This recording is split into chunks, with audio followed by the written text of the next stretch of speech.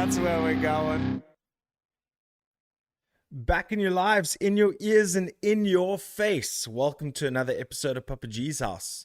I think it's episode 97. Welcome. If you're new, thank you for joining for the first time. My name is Gareth. I'm the host of the show.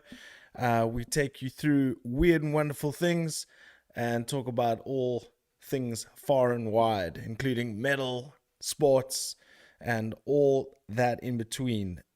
If you are returning, thank you so much for tuning back into Papa G's House. We really appreciate the support. And with that, if you're all here, thank you so much for joining. Don't forget to subscribe to the channel and check out everything else at Papa G's House. And if you want to email us anything you want, we'll check it out at papaghouse@gmail.com.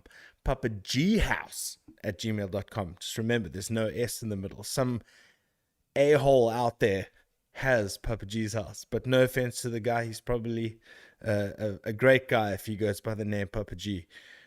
Even though I don't really like to go by that name anymore, but we'll discuss that at a later stage in Papa G's House tenure.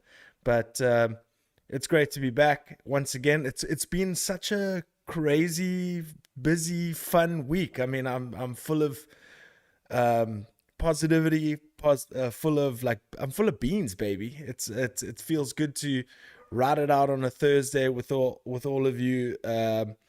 You know, things are looking up. Things are looking up for sure. And you know, let me bring in the man that used to be in the chat, the man who is now on the decks, Art Pereira. I want to bring you in for this, bro.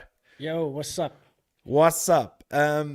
So it's so crazy. I feel like I've had such a productive week, but maybe that's because we have already done our first interview, pre-recorded, ready to go next week, ready to go up live next week. That it feels cool to come and be able to chat about our previous episode today live. Yeah, no, it's rad.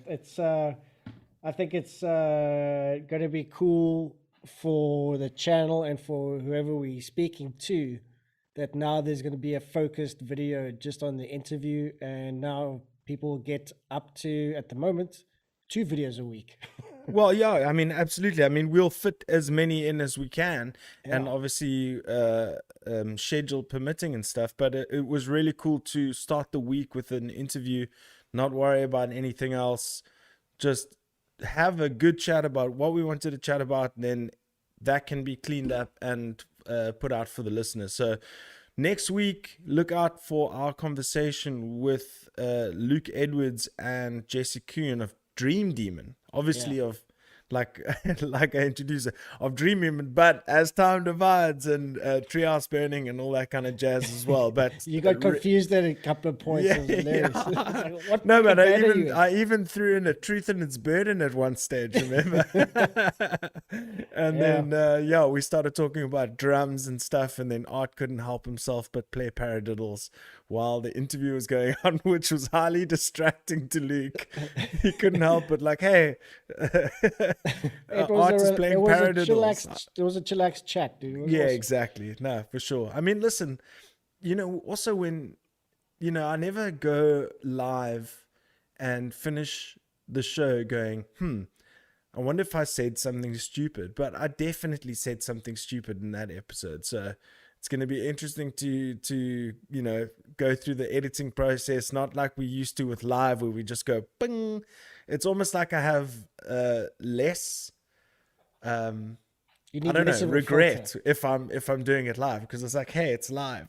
Yeah, no, you need a strong personal filter when you're live, and you don't need a filter when it's pre-recorded. That's the bonus. Yeah, for sure. I can always overlay, I don't know, like a sheep going over you if you said something. Yeah, but anyway, it's been a flippin' great week just to have started the week like that. So everybody look forward to that. It's going to drop early next week. I'm not sure, Monday, Tuesday. We'll definitely let you know beforehand at Papa G's House. Everybody, it's on your screen, all the handles. And if you obviously want to contact us, once again, it's papaghouse@gmail.com. Yeah, and other news, dude. Basically, what that did for me is I felt so amped up after Tuesday. I woke up Wednesday. I was like, oh, interview in the bag. That was fun. Really easy in the way we did it as well. Less technical difficulties and all that. So just a breeze. Also, what's nice, bro, for the first time, I think it's rad in terms of pre-recorded is also to have you there as a, solidarity and someone to chime in from time to time to kind of take the pressure off one's shoulder, because we'll get into this just in a bit, where I recorded a podcast with a friend of mine who asked me to be on his last night. Nice. And it's interesting to be on the ship instead of driving the ship. And how did it go for you? Was it rad? Okay, well, look, if okay. So basically we were 50 to 55 minutes into such an epic show. Like we were on his platform, obviously pre-recorded between the two of us, video call, and 55 minutes or 45, I can't remember. It was long. We chatted for a long time, and he went, dude, I'm so sorry, I didn't press record. Oh. So we had a full podcast that was not recorded. So we're gonna come back to that next week. He's asked me to go back, and he was highly apologetic, but that is what it is. Sometimes you just make those mistakes. So dude, that's so funny, because that happened, I think, once or twice with Kevin when we were doing our movie reviews. It's like the one time I just bought the microphone, my video mic, and I didn't turn it on, but luckily we had like my other cell phone shooting Kevin, so I had to pull the audio from that, so I managed to salvage it. But the other one, that when we started, the batteries of both died, and then he went home, and then I went to go edit. There was nothing there. I had to call him back, and we had to do it again. No. And I mean, listen, and also at that stage, it was like, it's time to cook some food. I hadn't eaten in a while, and I was like, well, bro, I can't do this again. I mean, that was, when you're like, that was pretty good, but I don't think I could replicate it. No, that was so basically like just a private phone call that you did pretending people were listening. Yeah, I mean, I gave it I said, let's give it a week, and we can do it again. But listen, no hate at all. It's just one of those things. Listen, I've never failed to press record before, I don't think. And if I had, I would have been using multiple cameras just to ensure that wouldn't happen. But well, then anyway, it was super fun, dude. I think for that stuff up, I think it deserves something, yeah. Oh shit! Oh yes! Shit! Drink! Well, cheers to that. I'm not going to name and shame, obviously. No. It's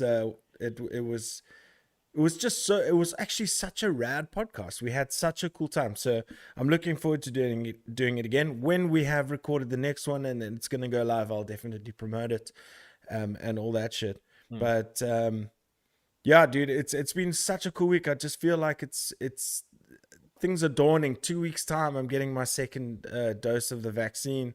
It just seems like exciting times, and I'm pretty happy about it.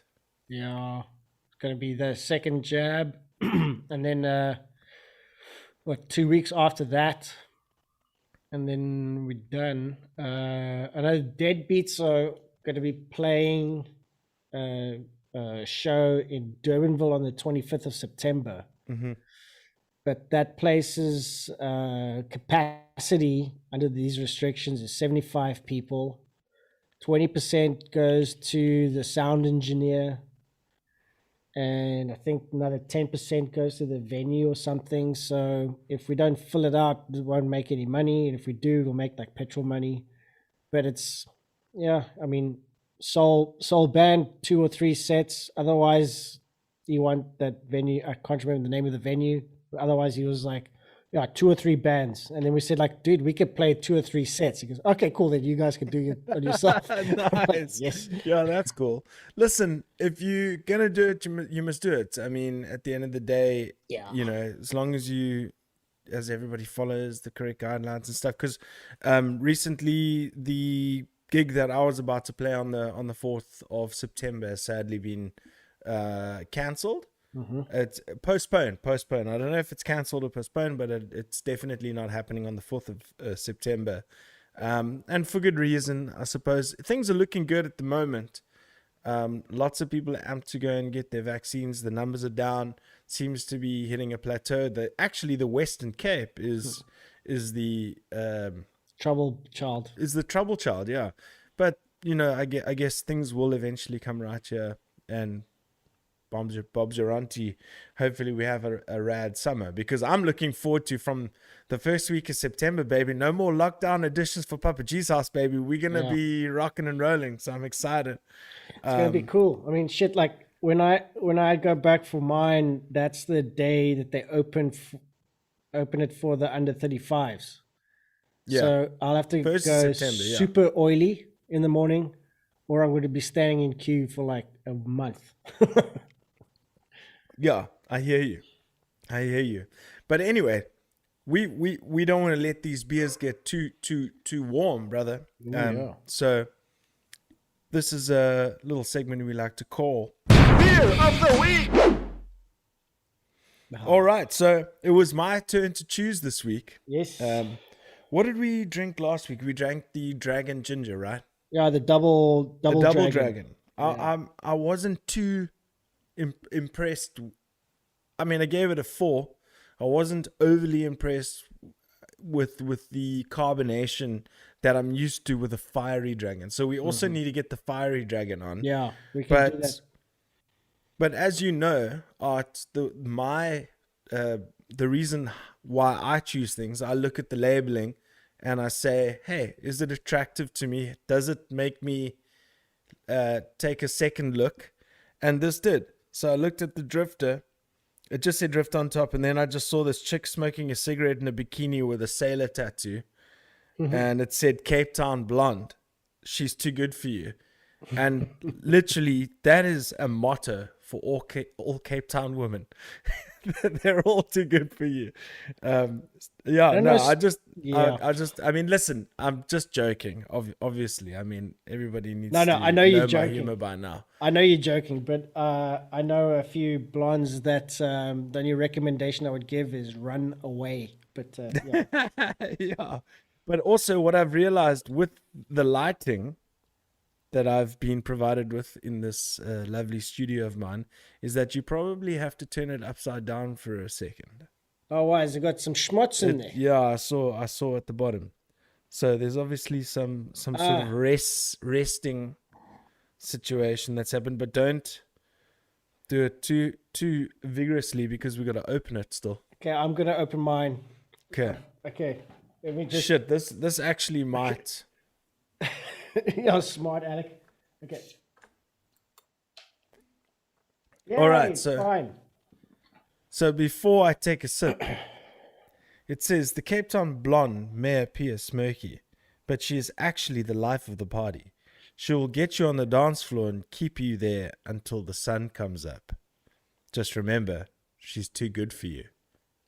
Did it say smoky? Smirky. Oh, because it smells smoky.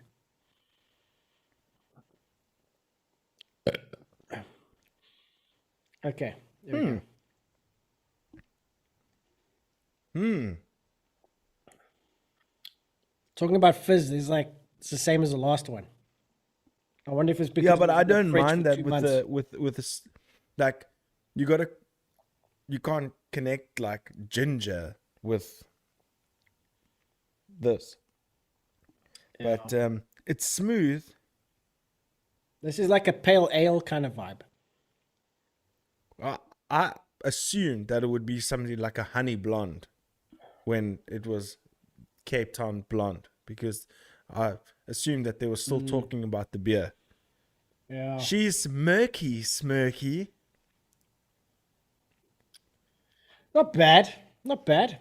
It's nice Not and bad at rich all. and full. Yeah, you know what? I mean, I guess I haven't had one in so long that I Like just the most whole Constantia taste, the bottle, the labeling and all that kind of stuff reminds me of a Singer beer. Yeah. Do you know Singer beer, the Thai beer? Yes. There was Thai World in Kenilworth that was here for the longest time. They had Singer beer. Remember that? Did you ever go to Thai World when they were opening? Bro, Of course you did. When it comes to Thai beer, you know when they say in hip hop, ain't nothing but a thing. Ain't nothing but a Chang. Chang beer that's the hardest. It's like the black label of Thailand. It's amazing. And we stank of it for a whole month because we walking along the streets, getting our massages, no happy endings, getting our massages, doing the whole bang shoot, and walking into a 7-Eleven and just grabbing a quart of Chang. Big Changs in your mouth. Big Changs. Big Changs. I mean, I even shared, once again, art not on social media, I wouldn't have seen it, but I posted a photo of myself in Thailand with a Kate Moss giving the camera the finger. I keep on doing this. But, oh, geez, I'm burping so much from this beer, dude. This is like What fermenting. is going on? Does it ferment in your stomach after you've ingested it? Yeah, it seems like it. It's like it's making it fizzier after you've drinked it. After you've drunk it. Okay. It's almost like the carbonation happens after you drink it. Yeah, that's a. I don't know if that's a cool or a good or a bad thing. Is that a positive thing? I don't know. Not sure. But Chicks anyway, wouldn't say it so. tastes great. I like it. I like the taste of it. It tastes I like a could pale easily- ale to me, I listen, or a honey. don't come with the ales, the lagers, blah, blah, blah. I don't know the difference between them all. An IPA. Yeah, as far as I know, that's a blonde ale. Yeah, that's definitely what pale it is. ale. Yeah, definitely what it is. But it's great. I would listen. I wouldn't go out my way to go. I'm gonna go buy a drifter right now. no, But if it was put in front of me, I'll drink it for sure. I don't know if I'll be able to have two though. Easy game. Well, have you got a choice? If you got 6 of these and you got 2 of these, what you gonna do? Well, firstly, what's the alcohol volume in this thing? Does it say? No. Right? It has 5%. 5%. Okay. Water 74%, malted barley 24%, hops 1%, yeast 1%, alcohol 5%. All natural beer. Alcohol abuse is dangerous to your health. Don't drink and drive. Okay. Okay, well, 1 out of 2. Yeah. I'm giving this a 3 out of 5 on the my cubic scale. On the my cubic scale,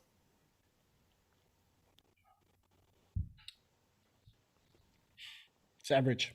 I'm gonna have to agree with you. 3. Yeah. Yeah. There's nothing that's knocking my pants off.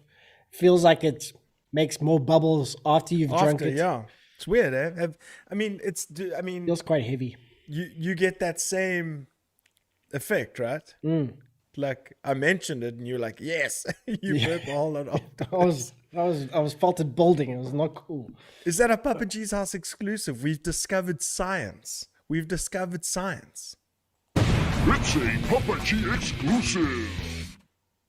Papa G's House exclusive is that drifter, the Cape Town Blonde, gives you more CO2 after you drink it than before you drink it. Yeah.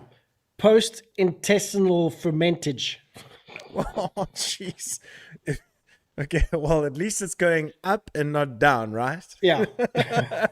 Well, stomachus fermentages. Oh, jeez, all right. Now we get super scientific here. Okay, yeah, so that's a solid 6 out of 10. Yeah. Look, not a bad score, not a bad beer. Wouldn't choose it at a bottle store, against my go-tos, but great beer. I've got my go-tos. And they're like, draft or a lager, I would still go for those over this. But if this was at a bar and it was given away, I would like have one. I think this is a one for me. One beer for me. Yeah, to be honest with you, as soon as I see stuff floating at the bottom of a bottle, that's 1 point gone already. Yeah. I don't dig that shit. If it's like crafty, the more handmade, the more of that shit you'll have. There's less filtration, there's less treatment, there's all that kind of stuff. I would think Mike would be able to tell us. Yeah. But I would almost expect like the more handmade, the more shit will be inside it. Yeah. Speaking of Mike, he actually messaged me the other day to say, dude, I've just finished bottling my latest brew. I would love to have you test it out on your beer of the week.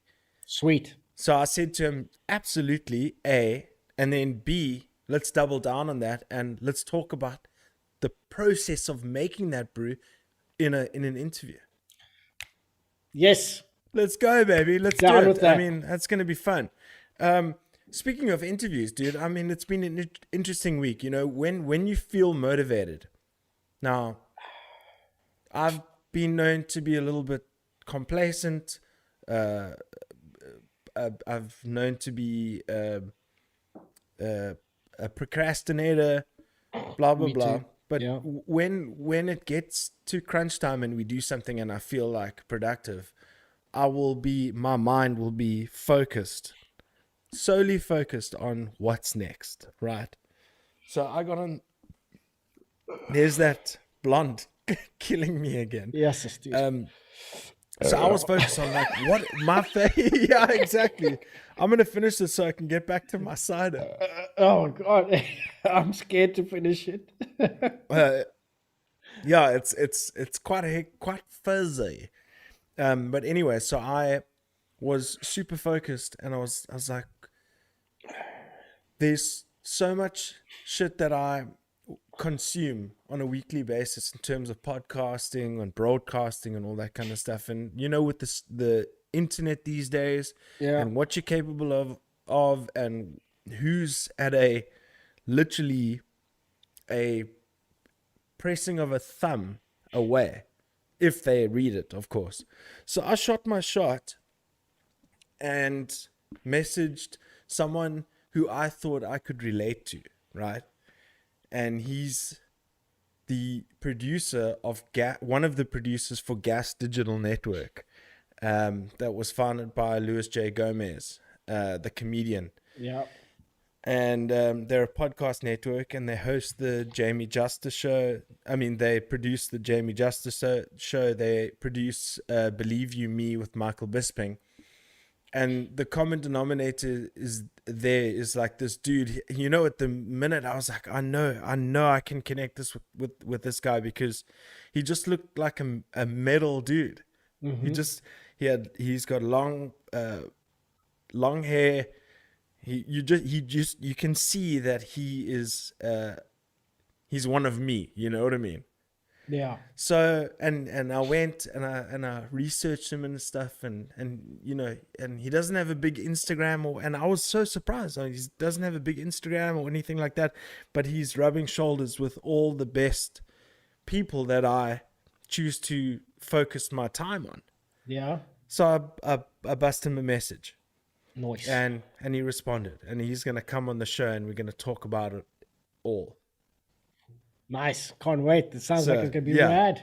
Yeah, his name is Brian McKay. He's a producer at Gas Digital Network. I mean, he's literally been a part of my life twice a week for the last 5 years. Yeah. So it's going to be interesting. This conversation is going to be interesting personified, because I have so many questions and so many things to say, and it could get very interesting, man. Dude, I'm actually quite keen for that. That's going to be rad. I mean, like, someone at that level having a chat, it's going to be awesome. I wonder if you'll get any tips. Well, I mean, that was the whole thing. I said I've been running a podcast for 3 years, and listen, I'll be honest with our viewers. and our listeners to say that, the growth hasn't been amazing. I mean, we've got quite a niche situation where we haven't got the hugest alternative underground scene, the music that we dig. We don't really have a huge MMA community. We don't really have a massive Formula One community. I mean, we're following pretty niche sports in a broad sense. I mean, not niche. I mean, these are multi-million, billion-dollar industries, but not everybody will follow all of those things in one. Like they'll drop off at one point or another. Yeah. For instance, if Papa G House was a pill, it would contain a little bit of everything. Yeah, it'd be one of those multivitamins. Yeah, exactly. And some people just like, oh, I'm not going to take a multivitamin. I'll just take my vitamin C. Multivitamin. Cool. I got an idea. Okay. Oh, right. Great. I love it. I love it when you come up with ideas on the spot, bro. This is where magic happens. But do you understand what I'm saying? Yeah, no, that's exactly what's actually happening. So yeah. So I mean, look, I mean, I'm not looking. I mean, a lot of people would say, "Oh no, Gareth, you're just chatting to this guy because you want to have an in," and that's what a lot of people would think. And I messaged him without any sort of preconceived notion or anything. I just want to get to know this guy because maybe down the line we want to go and have a trip to New York. I think he resides in Queens, New York, and he's got connections in LA, and he's got good, I mean, he sounds like a rad guy, and I want to connect with him. He digs out my music, the same music I do. He produces the Jamie Juster show, and Jamie Juster, Hatebreed. Yes. Yeah. So my first exposure to Hatebreed and Jamie Juster was when he was hosting MTV, the rock and metal show on MTV. What was it? Headbangers Ball. Headbangers Ball, yeah. When he was the host of that, that's when I first heard of him. And then I heard that he was in Hatebreed. Yeah, listen, I mean, I was an idiot, dude, back in the day. Like when I was in matric, I had a friend. Oh, I mean, he's still my friend. We just don't ever see each other because we live in two different provinces, and Yeah. I mean, he was a very large part of my matric experiences. His name was Tag Solomon. Wow. And we were great buds, and he had this brother Kent, and we went up to Plettenberg Bay to stay with him, just holiday vibes, and they introduced me to Hatebreed, and I remember just being like, oh no, I don't listen to anything heavier than this, and it sounded, and that's when I was like, wow, back in the day, I had no idea. Like, they introduced me to Hatebreed, and I didn't even give it the time of day because it wasn't quite my... And dude, it's embarrassing to think about it because I was so into... I was a grunge boy. Like, I was a grunge era boy. But then as soon as I got introduced to... I don't know what it was. I think it was Bullet for My Valentine or freaking A Day to Remember, because A Day to Remember was like a band that kind of bridged the gap where you can still get a little bit of that fun commercially kind of sound, and then you get the double kick, basically double kick pedal. Jeez. It just shows the difference between yourself and me when it comes to this getting introduced to music stuff.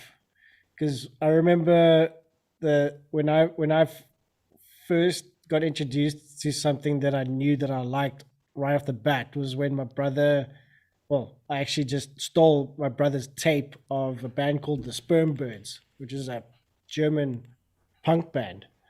And I just loved how fast and funny it was. It's like proper punk. It was more punk than like NoFX and all that stuff. Heard that. Then I heard like the punk stuff in Anthrax, because we had like these skating videos. There were like copies of VHS tapes. We had that in Anthrax, and there's like, fuck, I like that. And I just from all of that stuff got brought into all the faster, punkier thrash shit. And then friends of mine would go like, yeah, listen to Obituary. And I'd listen to that and I'd be like, don't, it's too far out of my league. It's like you, but in a different sense. And then they would go like, listen to Cannibal Corpse. And I'm like, no. Now I listen to those bands. It's fucking rad. But I still love Sperm Birds, you know? I still love that shit. Yeah, It's I the mean, exact listen, same story. everybody, I mean, everybody has their own story for certain type of music. Like for instance, yes, so what was it? It was some sort of proggy vibe that I didn't really quite get in the beginning, but then later on, I was like, wow, this shit's amazing. I think it was Between the Buried and Me. Really technical stuff. Oh, and also, you know, to a lesser extent, Periphery, you know, the gent genre, they love playing around with their time signatures and stuff. Yeah. And I don't know why. It's maybe the all the music that I was brought up on, and I'm more of a music fan than say a musician.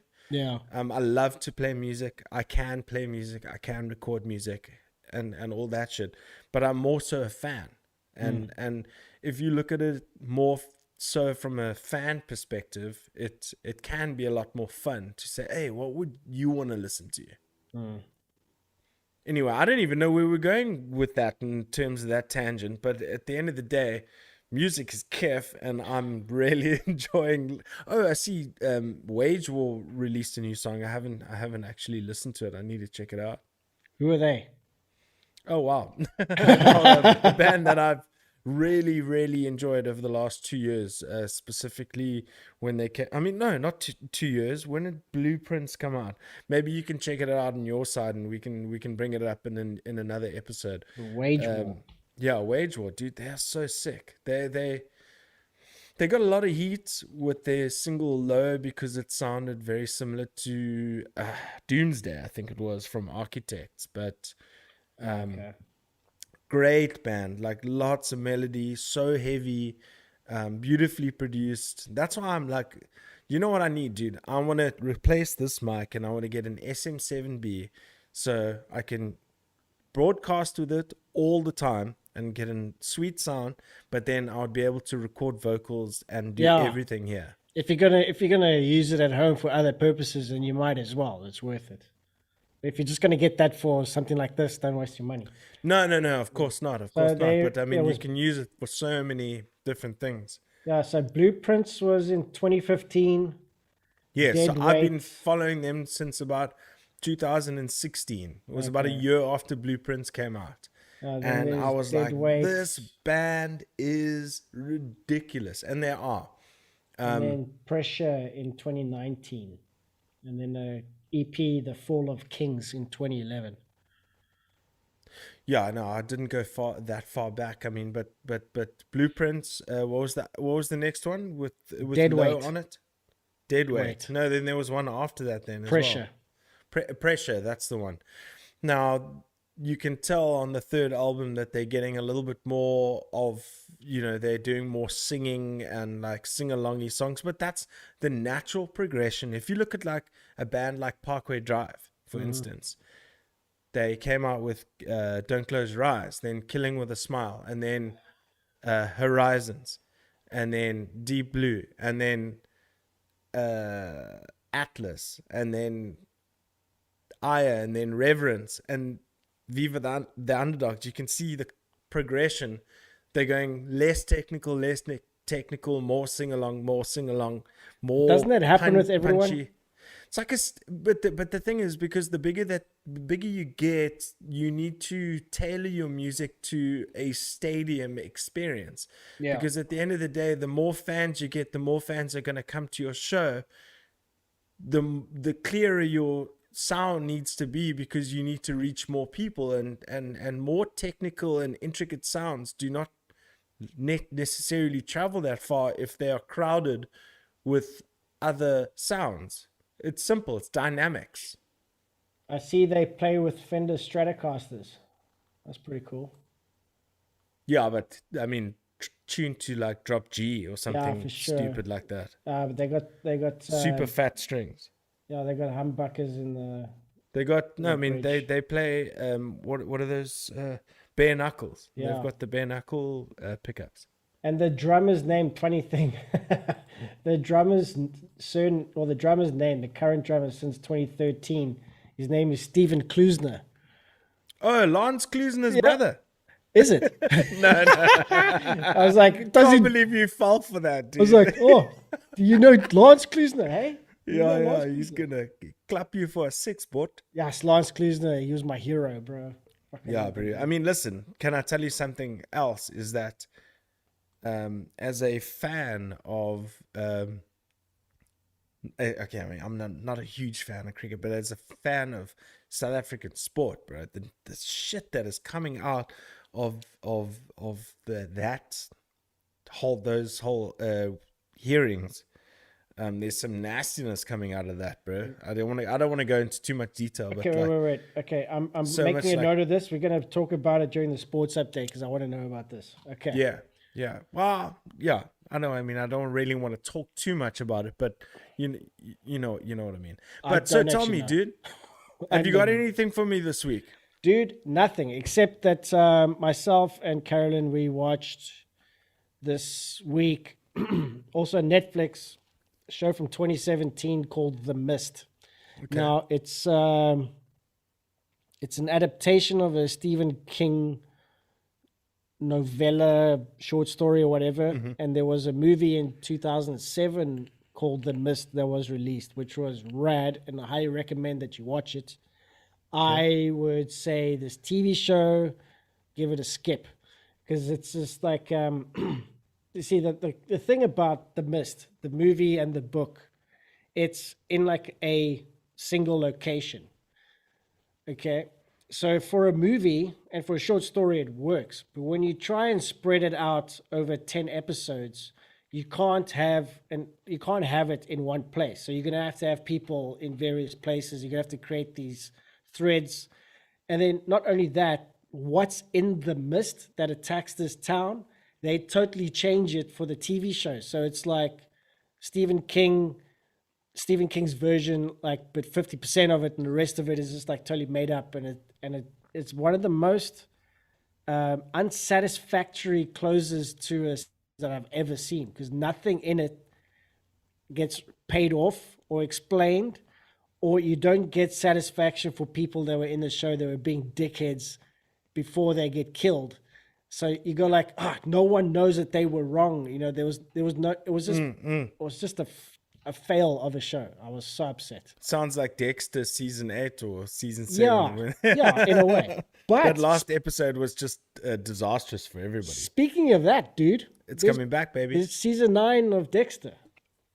Yeah, but fuck, it's on Showtime, bro. I don't have Showtime, so I'm gonna have to sign up for it at some stage, because they also, Showtime has also got that. Maybe we should try that free trial vibe, and then I'll just send you my coordinates or whatever you call them. I'm sure it will be that comedy special, that thing that I want to see. I'm sure it'll be on Showmax, dude. No, it won't be. I mean, it's exclusive to Showtime, so I don't think it's gonna go.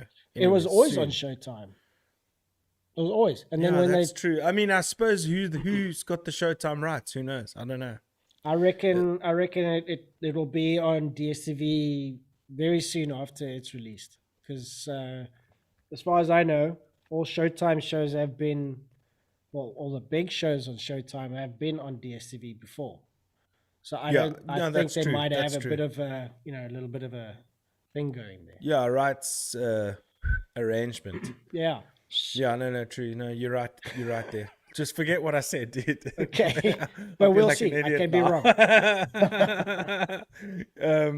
But okay, so you got nothing for me. That's basically the moral of the story. I got the thing I've got for you is to not watch a show that I watched. That's what I'm. Yeah, no. I'm just kidding. I know it works. It's a great one. Okay, so what I've got for you then this week is something that was pointed out to me by a mate of mine. And of course, as you know, look at this thing above me. Both of them are basketball related. So basically, the first thing is, I don't want to talk about that one first. Okay, well, anyway, so you got The Last Dance, right? Yes. So The Last Dance really concentrates on the Bulls. Sorry? The Chicago Bulls. Yes. Yeah. But it only concentrates on certain individuals. Yeah. You know, your superstars. Yeah. You know, you get your Scottie Pippens, you get your Michael Jordans, and all that kind of jazz. But then the whole of The Last Dance, they paint a picture, and they don't really focus on other huge landmark things that happened during that, 7-year period, where Luke Longley was the starting center for the second three-peat. So right up until 98, 97, 96, he was the starting center on that team and contributed a lot. But what a lot of people don't realize is he was the first Australian ever To be in the NBA. drafted into the NBA. And he had this massive story, and they didn't. It's almost like, did they not feature him because he had such an amazing story aside and they wanted to do a separate story? No, they just wanted to focus on the superstars. But